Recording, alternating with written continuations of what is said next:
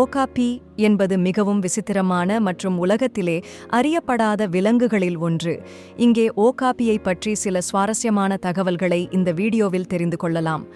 ஓகாபி ஒட்டகச்சிவிங்கியின் மர்ம சகோதரி. ஓகாபி என்றால் யார்? இதை தமிழில் ஓகாபி அல்லது வரிமான் என்று சொல்லலாம். ஒட்டகச்சிவிங்கி குடும்பத்தைச் சேர்ந்த ஒரு விலங்கு. ஓகாபி என்றால் யார்? ஓகாபி ஒரு சிறிய ரீதியிலான காடு மரத்தில் வாழும் விலங்கு. இது காங்கோ நாட்டின் அடர்ந்த காடுகளில் மட்டுமே காணப்படும். குதிரை போல கால்கள், ஒட்டகச்சிவிங்கி போல தலை. ஓகாபிக்கு தன் பின்னால் கருப்பு வெள்ளை பட்டைகளுள்ள கால்கள் இருக்கும். இது குதிரையைப் போல இருக்கும்.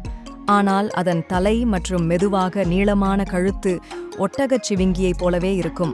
ஒட்டகச்சிவிங்கியின் ஒரே உயிருள்ள நெருங்கிய உறவினர் பலர் நினைப்பார்கள் இது ஒரு வகை குதிரைதான் என்று. ஆனால் உண்மையில் ஓகாபி மற்றும் ஒட்டகச்சிவிங்கி மட்டுமே உறவுகளில் ஒன்றாகும். 1901ஆம் ஆண்டுதான் உலகம் முதன்முறையாக கண்டறியப்பட்டது. அப்போது இதை மரநதி குதிரை என்று அழைத்தனர். 20ஆம் ஆண்டுதான் அறிவியல் உலகம் இதனை அதிகாரபூர்வமாக கண்டறிந்தது. தனிமையை விரும்பும் ஒரு மர்ம விலங்கு. ஓகாபிகள் தனியாக வாழ்வதை விரும்பும் விலங்குகள்.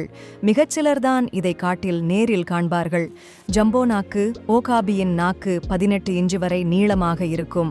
இதன் மூலம் தன் முகத்தையும் காதுகளையும் துடைத்துக் கொள்கிறது.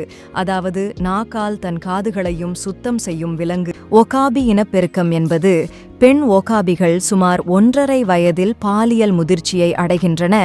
அதே நேரத்தில் ஆண்களுக்கு 2 வருடங்கள் ஆகலாம்.